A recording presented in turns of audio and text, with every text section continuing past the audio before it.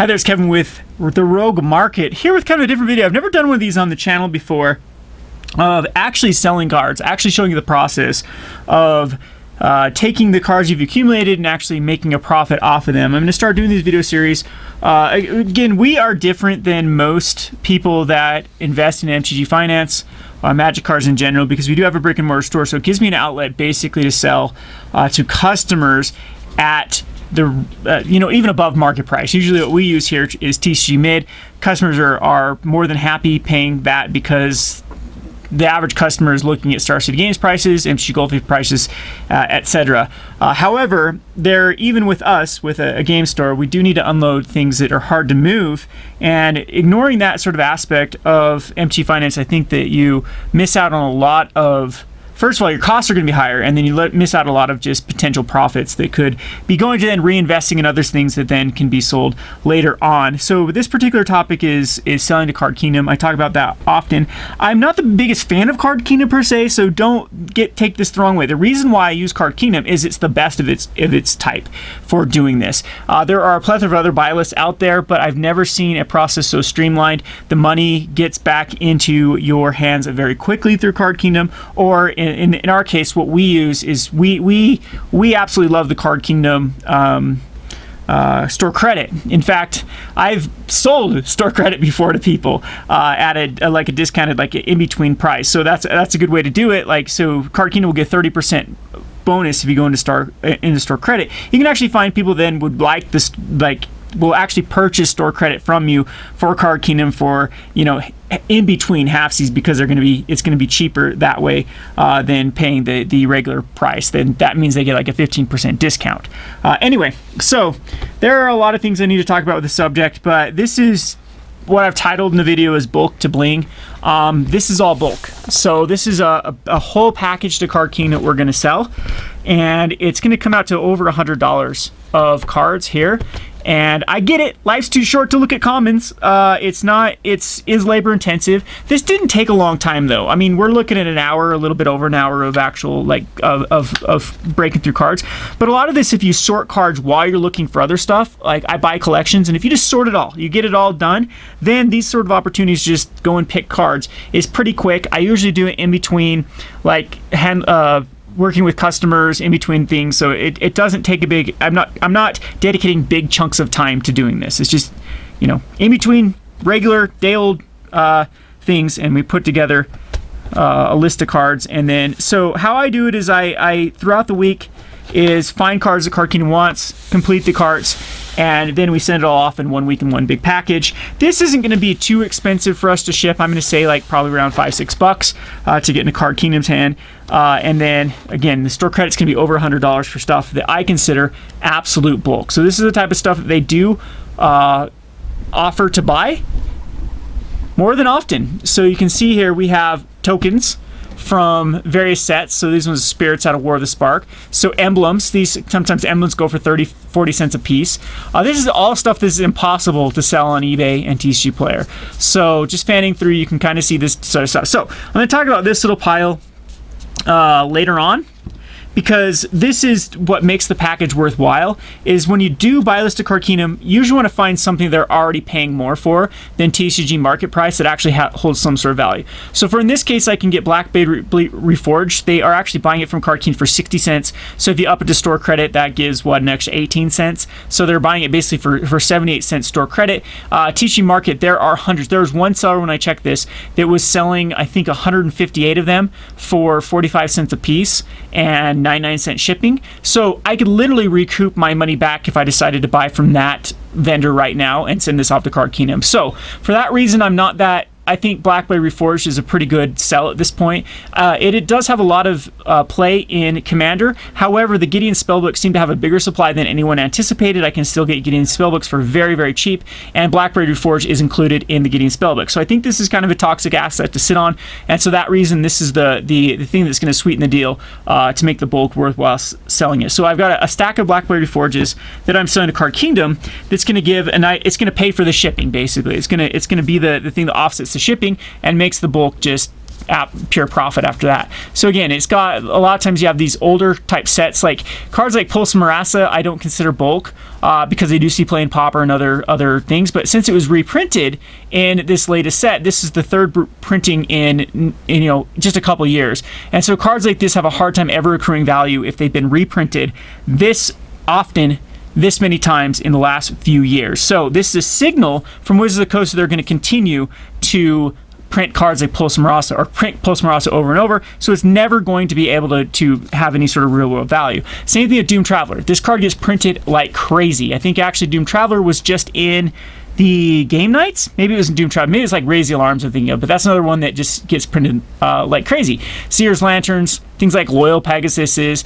This one was interesting because I think it's an anomaly. For some reason, this Red Elemental Blast out of Masters 25 has this weird market price as well as a Card Kingdom price. They're paying $1 a piece for these. $1 a piece cash, I believe. So the store credit's like $1.30 for all the Red Elemental Blasts. It's another one that does allow you to make the package worthwhile. So between the Black Blade Reforged and the Red Elemental Blast, this package is going to make a profit.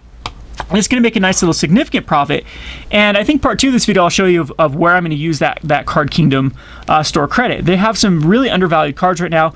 One of them had a great showing at the Mythic Championship, which is the Green Black Adventures, the 5/5 that creates the 1/1 human. They're selling that for a quarter right now from Card Kingdom. So it keeps bouncing between 35 cents and a quarter. To me, that is a card that post rotation in a year is probably worth more than a quarter, because I think the archetype's going to still be around. And if you have to look at cards like Loxodon, the Convoke one that is now Card Kingdom is buying for like 60 cents, and there was a time period that Card Kingdom sold that for a quarter a piece for a long period of time. So I've explained this in another video. Card Kingdom has this little window of when the newest set comes out, they just fire sell everything, and it dumps the prices down to even playable rares down to what we consider bulk, a quarter a piece. And if you can get on those cards or uncommons for 10 cents a piece or whatever they sell uncommons for their lowest price. I did this with like Thought Erasure when Card Kingdom was selling them for nothing, and then Buylisted it right back to him for $1 a piece. That sort of stuff is, in my opinion, it's worthwhile. Again, we're not at all at the levels to be. You have to start somewhere. You can't just, unless you're coming from a place of where you have expendable income, where you can buy dual lands and sell dual lands and flip like the expensive cards.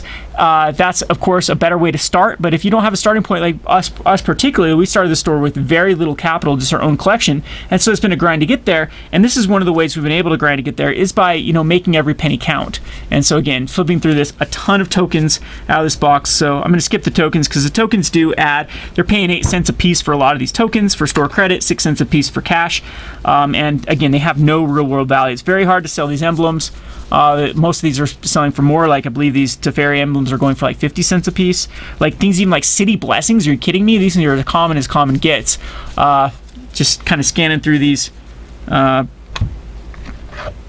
tokens here, and then we get on to like, even they still have some of their buy list left over from rotation that they haven't got their numbers that so again, I think that Card Kingdom is automation based.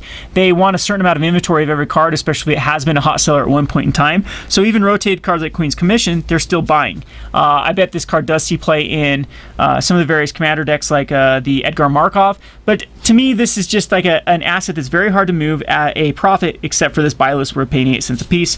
Ops another card that fits in the scenario where I think it's just going to continue to be reprinted. I think they found the perfect one-drop cantrip card that isn't backbreaking nor, so it's the Shock now. So Shock gets reprinted almost every set because it's like the perfect removal spell that doesn't break standard, and it's a needed thing in standard because it can slow down aggro decks and be used as aggro. There's cards like Lightning Strike and these Cinder Barons that are still there, Clue Stones, Magma Sprays, things like Outnumbers, these Angel of Dawns, Druid of the Cows, just very casually oriented cards.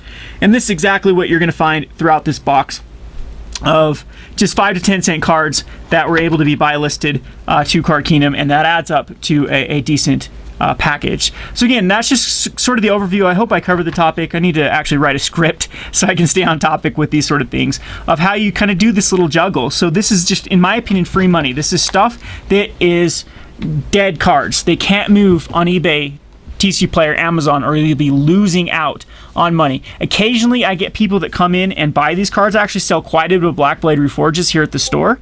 Basically every commander comes in and buys this card, but I inevitably get more Black Bay Reforges coming into my store than going out, because there's just so much of this inventory. All the collections I buy, you'll find these in from people that played as recent as Dominaria. And like I said, if I really feel like Black Bay Reforge is going to go up, I'm already making a profit of what I can sell it to Card Kingdom versus buy list on buy list on Card Kingdom of what I can actually buy on TCG Player.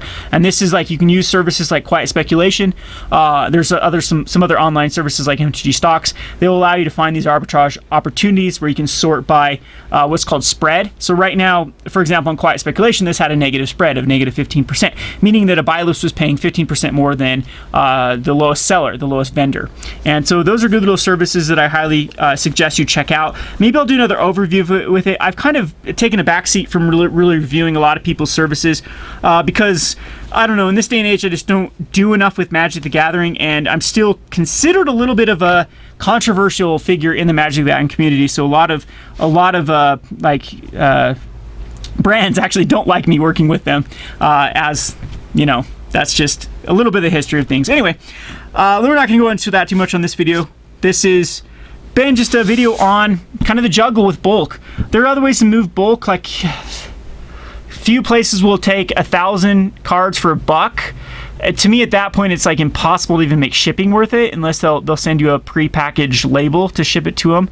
But even at that point, that's a way to move bulk. I'll have to show sometime in the back of the store. I have shown it before on some of my Gone Rogue videos from my main channel of just how much bulk we've accumulated from buying collections. And again, if you want to put in a little bit of labor, you actually can get a nice little payoff for this type of stuff. Not a lot of, like, I've probably spent more time on this video than actually going through and finding these cards, which is, you know, saying something about how this is actually, in my opinion, a lucrative endeavor. So let me know in the comment section below what you do with this sort of bulk. Do you use buy lists of like Card Kingdom, or have you found a better way through maybe selling? I hear that some people even make it probable to selling like 4 of play sets, and they move on eBay, like 4 of Pull Some Rossas for $4, and they actually move, and you actually make a slight profit that's even better than this. But even that is, to me, even seems like even more labor intensive when you have to make a package and print off a slip and then wait for the seller on eBay to, you know, all that sort of transaction to pay. To me, that sounds miserable for that sort of low value cards. But anyway, this is what we do. And it's very, very profitable when you're breaking down collections. And again, this is free money. These are cards I didn't pay anything for. All these cards in here, maybe not the Black Bay Reforges, maybe I spec'd in those when they're like 10, 15 cents, I believe, have been, you know, things that I found out of bulk. Anyway, hope you enjoyed this video. This has been Kevin with The Rogue Market. Thanks for watching.